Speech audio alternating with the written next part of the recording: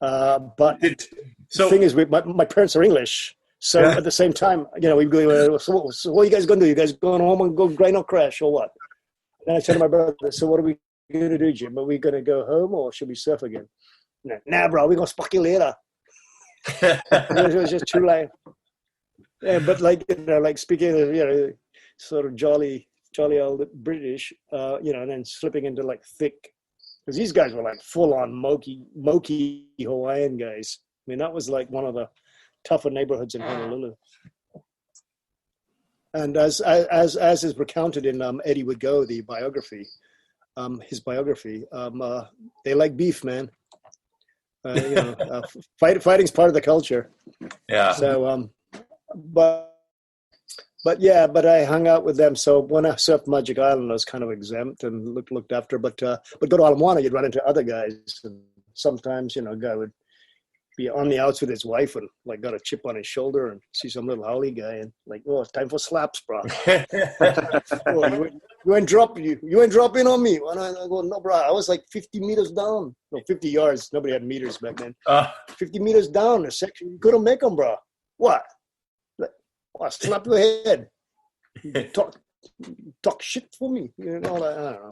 Anyway. I love this story. Yeah. This is great. Stayed there. I went to University of Hawaii for a year after graduating, and I was I surfed.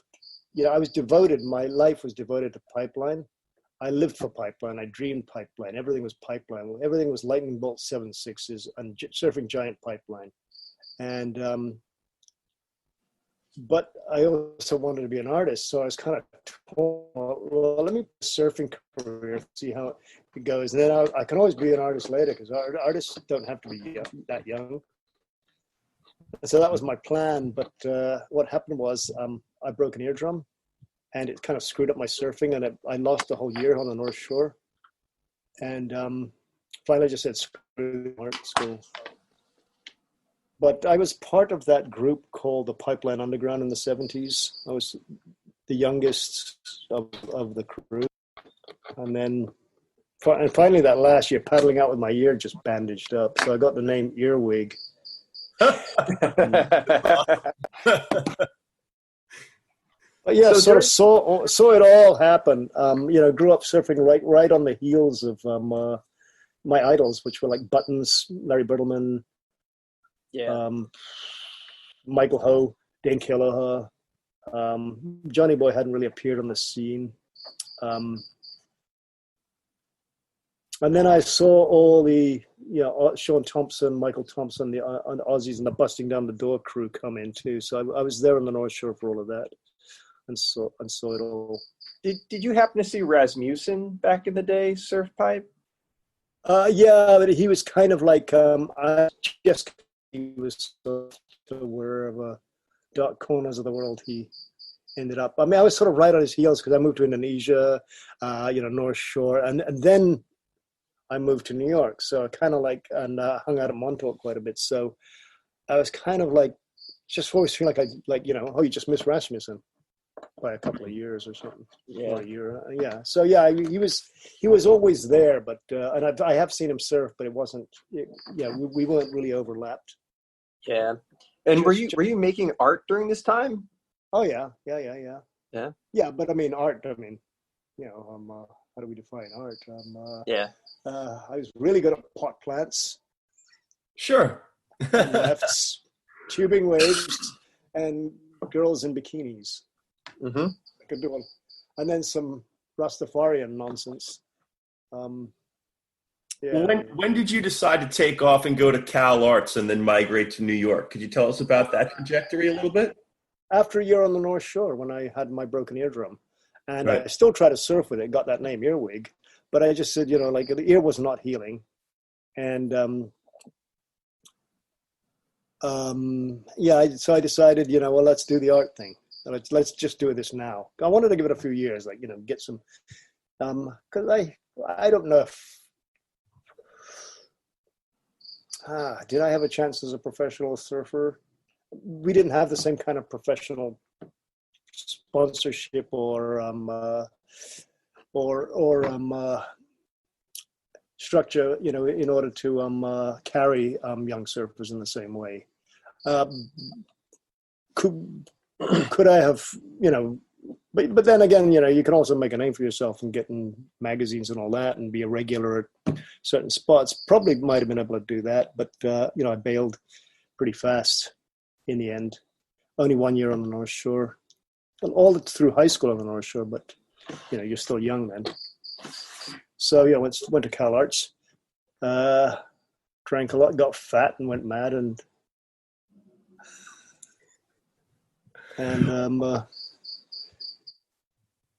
so you ended up in New York in the 80s, where you pretty much started your. Yeah.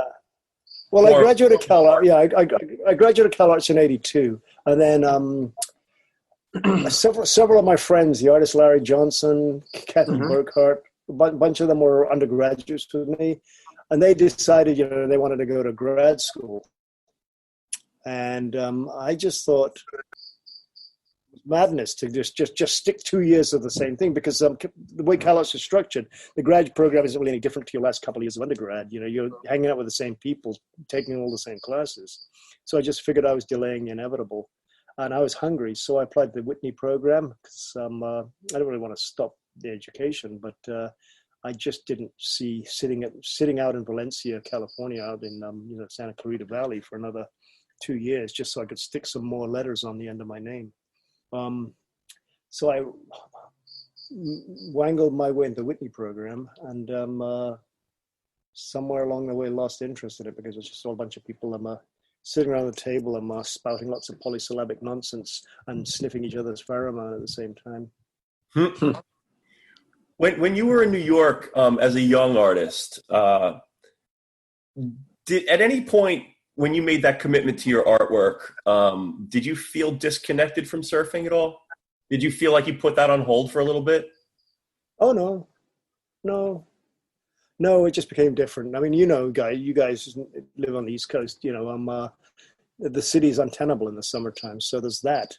Right. No, I think almost immediately, all through art school, I'd been going down to Mexico a lot. Some of it was, sort of romantic travels by bus, or drinking in cantinas, sort of trying to follow the trail of the likes of Malcolm Lowry. And some of it was surfing. And so I spent a lot of time in Puerto Escondido, right, Zacatecas Beach. That was my go-to. And so the first years in New York, I just kept going. I kept going every summer. I was there every year. I spent a good chunk of summer because you can't get that much done in New York in the summer. It's just kind of nightmare. So, big, long summers are, I've managed to work those out from the beginning. And that lasted till I started earning money. So, and then once I started earning money, Indonesia came into the picture. Because, somebody asked me yesterday, I think, why did you move here? And I said, well, when you grew up at the generation I grew up in, a place I grew up in, Bali was so central to, things that we had to get done in this lifetime. Morning of the Earth had just come out. Those long emerald walls peeling down, perfectly tiered reefs of the Bukit, and fishermen walking around in the funny hats, and girls in bikinis, and jukung boats floating out there, and it was, it was a sort of dream we all had. So, having grown up in Hawaii, Bali was just the place you had to come. So once I started earning some money, I came to Bali in the mid '80s for the first time. Did the whole thing, surfed all the, and then went to G-Land, and you fall in love, and started coming every year. It just became a kind of thing. Did every year. I'm so interested in your embracing of this nomadic lifestyle as an artist, but as surfers, like, we're always kind of like, we're in love with the voyage, we're in love with the search, and we're in love with the travel. But like, I went to graduate school in New York. I went to Pratt, and you were kind of like spoon-fed this existence where you were supposed to, make your bones in the New York art world. You were supposed to do your internships for art galleries. You were supposed to go to openings and shake hands and make contacts. And, you build your way up into the group shows and the solo shows. And then you're just kind of like embedded into this urban fabric. And you've always kind of like not done that. Oh, we had to do that too. Got to do that too. Oh yeah. No, I'm only able to afford being out here because I was so much an insider. When I moved to New York, I moved there. I got a job with Jack Goldstein, and I painted all his paintings for several years. Jack Goldstein was a central figure in the CalArts Mafia, as you probably know. And when he came out to lecture, I'd never seen anything like it. When he came out to CalArts to lecture, he didn't feel any obligation to answer any questions. He didn't feel any obligation to put on the usual front that lecturers or visiting artists put on. He just basically flashed his images, which, exploding landscapes, lightning fields, just one after another. No explanations. Meanwhile, he's got like either a record playing of a woman crying or a dog barking, just going around and around and around. And his cigarette ash is getting about 4 inches long or 3 inches long or something. And the other end's just chewed up and wet. He's got hairspray on. He's wearing like tight designer jeans. He's got a white leather jacket on, a white cowboy boots, and he's got a kind of Warren Beatty in shampoo hairdo, two-tone sunglasses on, the cigarette, and a kind of cheesy little white leather jacket, and I'm just looking at it, what the fuck is this I'm looking at? Like he just blew my effing mind. Like I'd never seen anything like it. It was just, and then when finally he was finished, the lights come back on, and some, earnest graduate student asked the usual rambling, argot-ridden question that went on and on and on. And when he finally got done, Jack goes, "Next question." I love it. And then he did that several times, he just talked about what do you want. I figured it revelatory. I'd never seen anybody, with such disregard for standard procedures, for etiquette. He didn't look anything like an artist that I knew. He looked like somebody, some cheesy Z-grade horror film producer, who's trying to down on his luck. So I immediately approached him afterwards and said, look, I can do your work. I can do it probably better than whoever's doing it. And, I'm going to be moving to New York. I graduate and I come work for you. He goes, yeah. Sure. Give me a call. He gave me his number and I probably forgot. I didn't. And so when I went there, I was quite lucky. Like I said, I was kind of an inside player. I wasn't an outsider. I was coming from CalArts. I stayed in the loft of one of my teachers on Broadway right away. Mm-hmm. And I got this job immediately with Jack. And through Jack, I met, I was now the caboose of CalArts graduates, and there's an entire mafia in place in town. It ran from David Sally, Ross Bleckner, Eric Fischels, all of the, Jim Welling, a whole bunch of them. And, and then the attachment to Metro Pictures. Helene Weiner and Janelle Rearing. Helene had been Jack's ex, actually, and then his dealer. And so there was this whole kind of scene, and I was, this young kid who was, so I would never really an outsider. And then the Whitney program, get in there, and I went to the Whitney program with lots of people like, who was there, Mark Dion, Glenn Ligon,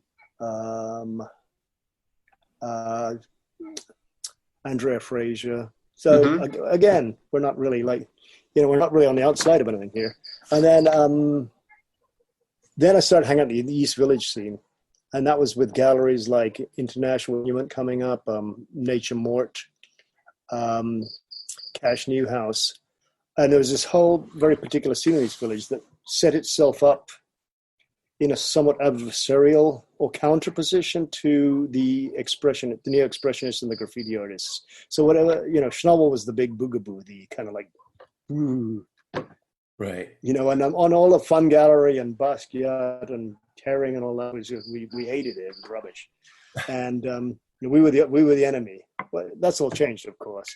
Now some of the people I was with